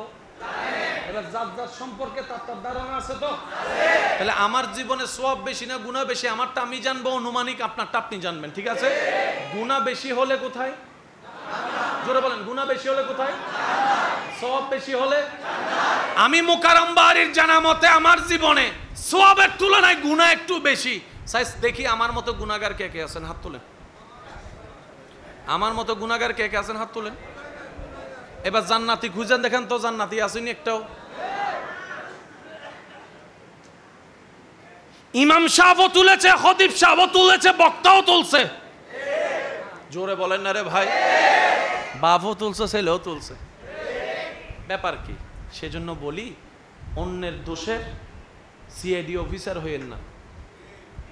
এটা আমাদের জীবনের সবচাইতে বড় ভুল। অন্যকে সবসময় মাপতে থাকি দাঁড়িয়ে ভাল্লাই, নিজের যে ওজনেই নাই। অন্যকে জাহান্নামী বলার আগে নিজেকে জান্নাতি সার্টিফিকেট আল্লাহর পক্ষ থেকে যদি নিতে পারেন, নবীর পক্ষ থেকে নিতে পারেন, তাহলে অন্যকে জাহান্নামী বলতে আপনি পারেন। এর আগ পর্যন্ত বলার। কার মরণ কিসের উপর হয়? সেজন্য দোষ ধরবেন নিজের, অন্যের করবেন প্রশংসা। সুবহানাল্লাহ জোরে বলি না? আমার নবীকে আল্লাহ জান্নাতের সার্টিফিকেটও দিয়েছেন। ও নবী, আপনি চাইলে জান্নাত দিতে পারবেন, এমন আপনাকে আমি অথরাইজ দান করলাম। আপনি সুপারিশ করবেন জান্নামে, আমি আল্লাহ ওইখান থেকে রায় দিয়ে দিব। সেই নবীও কখনো কাউকে জাহান্নামী দেখতে চায় নাই। তায়েফের ময়দানে আঘাত হওয়ার পরও জিবরাইল বলে, ইয়া রাসূলুল্লাহ, আপনি একবার হুকুম দেন, আল্লাহ নির্দেশ দিয়েছে আপনাকে যারা আঘাত করেছে সবগুলোকে ধ্বংস করে দিব। নবী বলেছেন, আল্লাহ আমাকে গজবদাতা বানাই নাই, রহমতুল লিল আলামিন বানিয়েছেন। বানিয়েছেন। আমি নবী গজব দিতে আসি নাই, রহমত করতে আসছি। আমার আল্লাহকে বলো না তাদেরকে যেন হেদায়েত দেয়, তারা না হল অন্তত তাদের পরবর্তী প্রজন্ম যেন হেদায়েত প্রাপ্ত হয়। যেই জায়গায়, যেই এলাকায় আপনার আমার নবীকে আঘাত করে বের করে দেওয়ার চেষ্টা করেছে, আজকে সেই এলাকায়, সেই জায়গায় ডেইলি 5 বার আজানের আল্লাহু আকবরের আওয়াজ শোনা যায়। সেজন্য বলে যে ধৈর্য ধরলে পাওয়া হয়, সহ্য করলে পাওয়া হয়। চেতাচেতি করবেন, যেটা আছে সেটাও শেষ। সোরা বালুতে যদি কখনো পড়েন, যাইয়া যদি সোরার বালুরে বলেন এই সিনস নাই হন থানাও দেখিলে, যদি বেশি লড়াচড়া করেন, ভাই বলেন না রে ভাই, মনে করেন জাহাজে গেছেন, জাহাজ ডুবে গেছে, এখন আপনি যাবেন কই? কুল কিনারা। আপনি যদি সাতরায় পার হবেন চিন্তা করেন, তাহলে আপনি বোকার রাজ্যে আসেন। কেন? পানির সাথে কখনো যুদ্ধ করে আপনি সাতরায় টিকতে পারবেন? আর যদি শক্তি যা আছে সেটাও যদি চলে যায়, আপনার ব্রেন কমজোর হয়ে যাবে, অটোমেটিক আপনার চোখ বন্ধ হবে, আপনি ঢুকে যাবেন। তো করণীয় কি? হতে বেশি যুদ্ধ না করিস, গা বাই দে, পানির সাথে শরীরটাকে বাসাই দেন, কোনো না কোনো দিকে তো নিবে। ভাই কথা বলেন না রে ভাই। আপনি যে এখানে খালের মধ্যে বোতলটা ফেলছেন, ভালো করে একটা সেখানে রাডার লাগাই দেন, 7 দিন পরে দেখবেন এটা বঙ্গোপসাগরে যায় খুঁজে পাওয়া গেছে। শরীরটা যদি বাসাই দেন সময়ের সাথে, দেখবেন যে পানি আপনাকে নিয়ে যাচ্ছে। সব জায়গায় যুদ্ধ করে টিকার দরকার, বর্ষাটা রাখবেন রবের উপর। আপনি শুধু একটা কথা বলবেন, আমার কেউ নাই, আছে একজন আছে, যিনি থাকার উনি আছে আমার। যদি বউ এসে বলে অনেক তো তুমি খাওয়াইছো, বিপদকালে সহযোগিতা করছো, বাজারও করে দিছিলা অনেককে, আজকে তো কেউ তোমার খবর নেয় না, তখন আপনি উত্তর দিবেন আমি যাকে করেছি থ্যাংক ইউ পাওয়ার জন্য করি নাই, আমি বিপদে পড়লে তারা সাহায্য করবে সেই আশাও করি নাই। আমি করেছি, আমার রব আমাকে সাহায্য করার তৌফিক দিয়েছিল, আমি আল্লাহর দিকে তাকিয়ে আল্লাহর বান্দাকে সাহায্য করেছি। আমার থ্যাংক ইউরও দরকার নাই, আমার আফসোস করে আমাকে মাথায় হাত বুলাই দিবে আমি সেটাও চাই না। আমি যা করেছি আমার রবের দেওয়া সম্পদ, রবের বান্দার জন্য, রবকে খুশি করার জন্য করেছি। রব্বুল আলামিন তখন বলবে এই বান্দার বিপদ কি ফেরেশতা তোরা তদারকি কর, আমি আল্লাহ কুদরতি ভাবে তাকে সাহায্যের ব্যবস্থা করতেছি। এটাই হচ্ছে আপনার জীবনের সফলতা। সেজন্য কখনো কারো থেকে থ্যাংক ইউ আশা করা যাবে না। জোরে বলেন না, থ্যাংক ইউ আশা করা যাবে না। দিছেন তো দিছেন, ব্যাগ নেওয়ার চিন্তা, বলেন না ব্যাগ নেওয়ার চিন্তা, কষ্ট হচ্ছে আপনাদের না? আমি আপনাদের থেকে বিদায় নিচ্ছি একদম শেষ পর্যায়ে। সুবহানাল্লাজি। মক্কা থেকে আকসা, ভাইয়া কোথায়? এতটুক কি ভ্রমণ শেষ নাকি আরো হয়েছে? তো মক্কা থেকে আকসা এতটুক বললেন কেন আল্লাহ? রব বলে যে যদ্দুর তোদের বুঝ অদ্দুর, বলছি যে বদারাটা তুম কক্সবাজার সিনো যে তোর হই দি, যদি আমি আল্লাহ তোরারা হইতাম বদারাটা তুম ফতম আসমান, তোরা তো ফল হয়ে যেতি, ফতম আসমান জীবনে দেখুন না তোরা, তোদের বুঝ যদ্দুর আমি আল্লাহ অতটুকুই বলেছি। আবার অন্য আয়াতে আল্লাহ কি বলছেন? সুম্মা দানা ফাতাদাল্লাহ। সেজন্য কোরআনকে যত বুঝতে শিখবেন দেখবেন আপনার এখানে আস্তে আস্তে আলোক হওয়া শুরু হয়েছে। আগের মতো আর মেজাজ গরমও হবে না, কি হইছে বলবেন। আমরা সবাই কার বান্দা? একটু বলেন, শেষ ভালো যা সব ভালো তার, আমরা সবাই কার বান্দা? এটা হচ্ছে আমাদের করা দাবি, হতেও পারে, কারণ আল্লাহ যদি বলে যে তুই আমার বান্দা নয়, তাহলে তো সব আমাদের দাবি কি হয়ে যাবে? মিথ্যা হয়ে যাবে। এবার আল্লাহকে জিজ্ঞেস করেন, আল্লাহ আমাদের এলাকায় তো আমরা সবাই নিজেদেরকে তোমার বান্দা হিসেবে দাবি করি, আচ্ছা আল্লাহ তোমার বান্দা কারা? তোমার বান্দা কারা? রব বলে যে আমার বান্দা কেমন চিনতে চাও? আল্লাহ একটু চিনতে চাই, হতেও চাই, তোমার বান্দা হতে চায়। আল্লাহ পাক বলে যে ঠিক আছে আমার বান্দাদের লক্ষণগুলো চিনে নাও। রব্বুল আলামিন বলছেন কুরআনুল কারীমে, ওয়া ইবাদুর রহমান, আমি রহমানের বান্দা তারা, আল্লাযীনা ইয়ামশুনা আলাল আরদি হাওনান, পৃথিবীতে আমি তাদেরকে অনেক জ্ঞান দিয়েছি কিন্তু তারা বিনয়ী হয়ে চলে। টাকা দিয়েছি অনেক, অহংকার করে না, বিনয়ী হয়ে চলে, নম্র হয়ে চলে, ভদ্র হয়ে চলে, ক্ষমা করতে থাকে, মানুষকে দিতে থাকে, একদম কিচ্ছু দিতে না পারলে হাসি মুখে কথা বলে দিতে থাকে। আমার বান্দা যারা, তারা কখনো বুক ছড়ায় বলবে না you know who I am. আমার বান্দা যারা, তারা কখনো গরিবের উপর জুলুম করবে না, আযাবের বান্দা নিজে না খেয়ে মানুষকে খাওয়াবে, মানুষের জন্য রাস্তা উন্মুক্ত করে দিবে। এবার এই গুণটা প্রত্যেকটা নবীর ভিতরে আছে না নাই? মিলাই দেখেন, প্রত্যেকটা রসুলের ভিতরে, প্রত্যেকটা সাহাবার ভিতরে, আহলে বাইতের ভিতরে, ওয়ালিদের ভিতরে, আমাদের ভিতরে, আমাদের ভিতরে।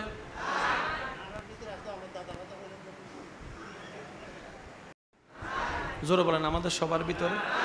কাউকে যদি এক বেলা খাওয়াইছে 1973 সালে, মরিবের 1 মিনিট আগেও হবু দে আই হাবাইলাম দে, তোর তো মনত আছে না? বাস্তব না বাস্তব বলেন না রে ভাই? আমি না থাকলে তোর মায়ের বিয়ে হইতো না। আজীব ব্যাপার, আজীব ব্যাপার। কি বলি আমরা? এইভাবে যদি রব বলা শুরু করতো, খোটা দেওয়া, তাহলে তো আমরা। সেজন্য আল্লাহ খোটা দেয়, যারা দেয় তাদেরকে পছন্দ করে, অহংকারকারীকে পছন্দ করে, এগুলার উল্টা যারা তাদেরকে পছন্দ করে। কিরকম? বিনয়ী। তো সেজন্য আমাকে যারা ভালোবাসেন, 2-1 জন আবদার করে একটা কথা বললে রাখবেন ইনশাআল্লাহ। শুনি নাই? আল্লাহর প্রিয় হতে অহংকার থেকে বাঁচতে হবে, কোনো সন্দেহ? হিংসা থেকে বাঁচতে হবে, কোনো সন্দেহ? মানুষের বদনাম করা থেকে বাঁচতে হবে, কোনো সন্দেহ? পিন লাগানো থেকে বাঁচতে হবে, কোনো সন্দেহ? আল্লাহর প্রিয় বান্দা হতে গেলে আপনাকে আমাকে নম্র ভদ্র হতে হবে, রাইট? কিভাবে হব? আমার দৃষ্টিতে, আমার প্ল্যানিংটা আমি আপনাদেরকে শেয়ার করি, মন চাইলে মানবেন, নাইলে নেই। সর্বাবস্থায় চেষ্টা করবেন যত পারবেন কম কথা বলার জন্য, যত পারবেন। মন চাচ্ছে বলতে, জিহ্বাটাকে দাঁত দিয়ে কামড়ায় ধরবেন। প্রথম একটু কষ্ট হবে, 1 সপ্তাহ প্র্যাকটিস করলে, 2 সপ্তাহ করলে দেখবেন আয়ত্তে চলে আসবে। কারণ বেশিরভাগ মানুষ কথা বললে বদনাম হয়ে যায়, গীবত হয়ে যায়। আপনি কারো সাথে ফোনে 3 মিনিটের বেশি একটু লেনদেন ছাড়া কথা বলে দেখেন তো, কোনো না কোনো ভাবে দেখবেন অন্যের বদনাম চলে আসছে। ভাই বলেন না? আপনি টেবিলে বসে যে কারো সাথে 10টা মিনিট কথা বলেন, প্রয়োজনীয় কথা দেখবেন 2-3 মিনিটে শেষ। কিরে কেমন আছোস? পড়া কেমন চলে? বাট্টাত খাইছোস নি? ব্যবসা বাণিজ্যের কি অবস্থা? 2-3 মিনিটের কথা। এখন এই বাকি সময় কেমনে কি করবেন? তারপর শুরু হয়, শুনছেন নি খবর একটা? কি হইছে? হইতেরও বাড়ি মাইয়া তো ফালাই গেছে গা। আল গীবাতু আসাদ্দু মিনাজ জিনা। আর কোরআন বলছে ওয়াইলুল লিকুল্লি হুমাজাতিল লুমাজা। কামাইলাম সওয়াব আমি, বদনাম করে আমি তারে সওয়াব দিলে, তার গুনাহ নিলে আমার তো লাভ নাই। তো বদনাম হয় কি কান দিয়ে নাকি জিহ্বা দিয়ে? তো জিহ্বাকে কন্ট্রোল করবেন কিভাবে? তালা লাগাই দিবেন? সম্ভব তো না। সেজন্য আল্লাহ তালার ব্যবস্থা করছে দাঁতকে। আল্লাহ পাক বলে, জিহ্বাই যদি তোকে বেশি বেশি গুনাহ করাইতে চায়, তুই একটা কাজ করিস, আমার দেওয়া দাঁত দিয়ে তারা চিবা ধরিস। এবার আপনার মন বলবে, বল না, তার বিপক্ষে বল না, 2 মিনিট বল না, 1 লাইন বল না, চুপ করে। তখন আপনি বলবেন যে তোর মন চাইলে তুই হগু, আমি বলবো না। 3টা মিনিট জিহ্বা কামড় ধরে রাখেন, আপনি মহা কবিরা গুনাহ থেকে বেঁচে যাবেন। 2টা সপ্তাহ প্র্যাকটিস করেন, তারপরে দেখেন আল্লাহ আপনাকে সাহায্য করবেন যে আপনি যাতে করতে পারেন। 2য় নাম্বার, এটা মনে থাকবে ইনশাআল্লাহ। আপনাদের মাধ্যমে, আপনাদের করার মাধ্যমে আল্লাহ পাক আমাকেও করার, আমল করার তৌফিক দান করুন। 2য় নাম্বার, সর্বদা হাত জোর রাখবেন। হাত জোর মানে কি? আমি ছোট, তুই বড়। এ কি জানোস? ছোট মানুষ। এত বড় কলেজের ভার্সিটির এত বড় প্রফেসর হয়ে উনি কিছু জানে না বলছে, তার মানে তুমি আসল জানাগুলাই জানে। বুঝাতে পারছি কথা? আপনি যখন বিনয়ী থাকবেন, নম্র থাকবেন, আপনার আওয়াজ সব থাকবে, চোখ নিচে থাকবে, রব্বুল আলামিন এই দৃশ্যগুলো দেখতে বেশি পছন্দ করে। সুবহানাল্লাহ। মনে রাখবেন, আল্লাহ চাই না কেউ জাহান্নামে যাক, আল্লাহ চাই আল্লাহর প্রত্যেকটা বান্দা জান্নাতে যাক। সুবহানাল্লাহ। তাই তো রব্বুল আলামিন আমাদের বাঁচার জন্য, আমাদেরকে বাঁচানোর জন্য 1000টা রাস্তা করে দিয়েছেন। 1000টা রাস্তা। মুসা আলাইহিস সালামের একটা উম্মত হাসরের ময়দানে নবী রাহমাতুল লিল আলামিন বলছেন, নবী রাহমাতুল লিল আলামিন হাদিসে পাকে বলছেন, মুসা আলাইহিস সালামের একজন উম্মত হাসরের ময়দানে যাবে।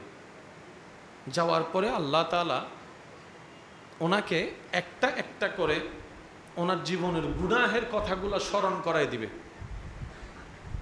অমুক সালের এত মাসের এত তারিখ গুনাহ এটা করছস, বান্দা বলবে যে আল্লাহ করছি, ভুল করে ফেলছি। আল্লাহ আবার জিজ্ঞেস করবে আমলের খাতা তো আছে, এটা করছস, এটা করছস, আল্লাহ করছি। এভাবে তার সব গুনার কথা আল্লাহ স্মরণ করে দিবে। সে সব স্বীকার করবে আর প্রতিবারই বিনয়ের সাথে বলবে আল্লাহ করছি। এবার রব্বুল আলামিন তাকে জিজ্ঞেস করবে, এবার তোর হিসাব তো তুই নিজে চোখে দেখছস, এবার তুই বল তোর বিচার কি হওয়া উচিত, তোর জায়গা কোথায় হওয়া উচিত। সে বান্দা বলবে আল্লাহ তুমি তো হাকামুল হাকিমিন, তোমার উপর কোনো বিচার নাই, তুমি যেটাই দিবে সেটাই সঠিক। তুমি জান্নাত দিলেও সেটাও সঠিক, তুমি জাহান্নাম দিলে সেটাও সঠিক, কিন্তু আমার জ্ঞানে বলে জান্নাত পাওয়ার যোগ্যতা নাই, জাহান্নাম আমার ঘর, কারণ আমি তো জানি আমার গুনাহ কি। তবে আল্লাহ আমার গুনার চাইতে তো তোমার রহমত বেশি।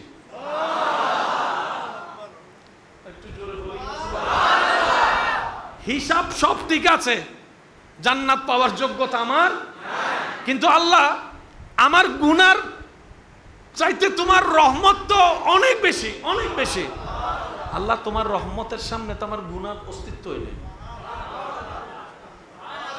আমি গুনাহ করছি, তুমি চাইলে তো মাফও করে দিতে পারো, কারণ তুমি মাফ করলে কেউ তোমার জিজ্ঞেস করবে না, কোথাও তোমার জবাবদিহিতা করার দরকার নেই। রব বলবে তুই কি এটা বিশ্বাস করস যে আমি চাইলে মাফ করে দিতে পারি? বান্দা বলবে যে আল্লাহ এর চাইতে হাজার হাজার বেশি গুনাহ তুমি চাইলে মাফ করে দিতে পারো, এটা আমার ঈমান আছে। রব্বুল আলামিন সাথে সাথে ফেরেশতাদেরকে বলবে ফেরেশতা আমার বান্দাকে জান্নাতের রাস্তাটা দেখাই দাও। আরো জোরে বলেন। ফেরেশতারা জিজ্ঞেস করবে আল্লাহ চোখে দেখছি জাহান্নামী, গুনাহ বলে জাহান্নামী, গুনাহ বলে জাহান্নামী, চোখে দেখছি জাহান্নামী। আল্লাহ জান্নাত দিলা যে, রব বলে যে সে আমার উপর এত বড় একটা আশা করছে, সুবহানাল্লাহ বলেন, সে আমার উপর এত বড় একটা আশা করছে, আমি রহমান চাইলে মাফ করে দিতে পারি, আমার বান্দার বিশ্বাসটা নষ্ট হোক সেটা আমি চাই না, আমি মাফ করে দিয়েছি। কোন নবীর উম্মত বলেন না, কোন নবীর উম্মত? কলিমুল্লাহর উম্মত। আপনি আমি তো হাবিবুল্লাহর উম্মত। এজন্য মনটা সবসময় বড় রাখবেন, মানুষের ক্ষতি যেন না হয় খেয়াল করবেন, আপনার ক্ষতি হোক, আপনার দ্বারা যেন কারো ক্ষতি না হয়। কেউ আপনাকে কথা বলে কষ্ট দিক, আপনি কাউকে কথা বলে কষ্ট দিন, যদি দিয়েও হয়ে যায় ভাই মাফ করে দিস, মাথা গরম ছিল বুঝতে পারি নাই, মাফ করে দিস। আপনার কাজ হচ্ছে মাফ চাওয়া, সে যদি মাফ না করে আল্লাহর কাছে সে আবার ধরা খাবে। আল্লাহ পাক বলবে আমার বান্দা তো মাফ চাইছিল, তুই মাফ করস নাই কেন? নবীর আদর্শ সুন্নত ছাড়া জীবন কখনো সুন্দর হয় নাই, হবে না। মনে রাখবেন আমরা সবসময় পশ্চিমাদের মতো হতে চাই, সেজন্য কখনো কেউ কল্পনা করে নাই রাস্তাঘাটে ছেলেরা, আজকে থেকে 3 বছর আগেও কিন্তু এই দৃশ্য কেউ কল্পনা এখন হয়ে যাচ্ছে। কারণ মানুষের একটা অভ্যাস কি জানেন, ওই যেটা দেখে সেটার মতো হতে চাই, এটা মানুষের একটা কমন অভ্যাস। মানে আপনি দেখবেন ওই যেটা ভিডিওতে একটা হোন্ডা দেখবে, স্বপ্নে ওইটাই দেখা শুরু, ইয়েন কিন্নুম দেয়, ইয়েন কিন্নুম দেয়। কোন একটা কাপড় দেখলে ওইটার প্রতি একটা আগ্রহ কাজ করে। তো যে স্টাইলগুলো ওই ভিডিওতে দেখে বিভিন্ন, ওরা নিজের মধ্যে সেটা কল্পনা করতে শুরু করে। মনে রাখবেন স্টাইলের মহা স্টাইল হচ্ছে নবী রহমাতুল্লিল আলামিনের, যে স্টাইল কখনো চেঞ্জ করা লাগে না। আজকে যেটা 3/4 প্যান্ট আছে 5 বছর আগে এই স্টাইল ছিল, 10 বছর পরে থাকবে, কিন্তু নবীর সুন্নতের প্রত্যেকটা স্টাইল আজকে 1450 বছর ধরে ছিল, আছে, থাকবে। সুবহানাল্লাহ জোরে বলি। যেমন একটা সময় স্টাইল ছিল clean shape, available clean shape, কিছুদিন 2 বছর ধরে দেখা যাচ্ছে, 3 বছর ধরে দেখা যাচ্ছে দাড়ি রাখাটা স্টাইল। কেউ এমনে রাখে, কেউ এমনে রাখে, কেউ এমনে রাখে, কেউ এমনে রাখে, এক একজন এক এক স্টাইলে রাখছে। 6 মাস 7 মাস পরে স্টাইল ভেবে দেখবেন কথাটা, 6-7 মাস পরে স্টাইলগুলো আর থাকে আবার নতুন স্টাইল আসে, আবার নতুন স্টাইল আসে, আবার নতুন স্টাইল আসে। কিন্তু নবীর দেওয়া যে সুন্নতি স্টাইল ছিল, আছে। আর একটু জোরে বলি, যেমন একটা সময় চুলের স্টাইল ছিল মাঝখান দিব শীতে ভাড়া দিবে এরি ইল্লে গরিব গো। আচ্ছা, এখন এটা বলেন, এখন এটা, তারপরে এরপর উঠছে কুড়োই বেরি, কুড়োর ফরু না, এখন তেমন সেটা। এরপর আসছে ইন্দি, না না না, ইন্দি করে হাডিয়ারে সাইড করে ফেলি, শুধু ইন্ডিয়া আছে। এরপর আসি ইন্ডিয়া খাইট চেঞ্জ হচ্ছে হচ্ছে হচ্ছে। আগে ছিল এমনে প্যান, তারপরে আসছে সামান্য একটু জিন্সের ফ্যান, তারপরে আসছে ম্যাক্স ফ্যান, তারপরে এসে টাইট ফ্যান। Change change. কিন্তু নবীর দেওয়া সে সুন্নতি পোশাক ছিল, আছে। এটাকে বলা হয় স্টাইল। যেটা আসবে আবার চলে যাবে, সেইটা কি স্টাইল? কথা বলেন আরে ভাই, আরো জোরে বলেন। তবে একটা কথা মনে রাখবেন, দুনিয়াবি স্টাইলে মানুষকে নেগেটিভ বেশি দেখা যায়, নবীর সুন্নতের স্টাইলে মানুষের সম্মান বেড়ে যায়। আশা করি মিলাই দেখবেন আপনারা কথাটা।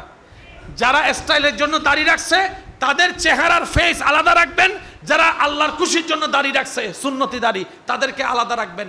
আপনার ঈমান, বিবেক, ব্রেন বলতে বাধ্য হবে দুজনের দাড়ি আছে, কিন্তু দুই দাড়ির দেখতে অন্তরে দুই রকমের শান্তি লাগছে। এটা আলাদা, ওইটা তো মহা আলাদা। আমি কাউকে ছোট করছি না, বাস্তব যেটা সেটা বলার চেষ্টা করেছি। সেজন্য কেউ যদি স্টাইল করে দাড়ি রেখেছেন, হয়তো স্টাইলের কারণে আজকের মাহফিলে আছেন কিংবা শুনছেন কিংবা শুনবেন, দাঁড়িয়ে আছে আপনার মুখে, এই মুহূর্তে আপনি একটা কাজ করেন, আপনার জীবন সুন্দর হয়ে যাবে। সেটা কি? আল্লাহ, আমি স্টাইল করে দাড়ি রাখছি, গুরুত্ব বুঝি নেই সুন্নতের, এখন বুঝছি, আল্লাহ আজকে থেকে আমি আমার দাড়িটা সুন্নতি দাড়ি হিসেবে ঘোষণা করে দিলাম। দেখবেন যে আপনার আমল নামায় সব লেখা শুরু হয়ে গেছে। তাহলে দাঁড়িয়ে দাঁড়িয়ে থাকলো সুন্নতি সুন্নতি হয়ে গেল। ওই কাটিং টাটিং যা আছে, যা সুন্নত শব্দের সাথে মিলে না, ওই কাটিং গুলাকে বাদ দিয়ে সুন্নতি স্টাইলে দাড়ি রাখা শুরু করে দেন। এই দাড়ির সাথে পুরুষত্বের পাওয়ারের শক্তির একটা সম্পর্ক আছে না নাই? ব্রেনের সম্পর্ক আছে না নাই? শরীরের ক্যালসিয়ামের সম্পর্ক আছে না নাই? আল্লাহ পাক আমাদেরকে সুন্নতের সাথে জীবন যাপন করার তৌফিক দান করুন। আজকের মাহফিলকে কবুল আর মঞ্জুর করুন। নবী রাহমাতুল লিল আলামিন পে আমরা নয়, সারা বিশ্ব জাহান খুশি হয়েছে, ঠিক কি না? যেই নবীকে আল্লাহ তাআলা জমিন থেকে মেরাজে নিয়েছেন, सबसे औला आला हमारा नबी, सबसे बाला आला हमारा नबी। সবাই একই আওয়াজে ইয়া নবী ইয়া নবী।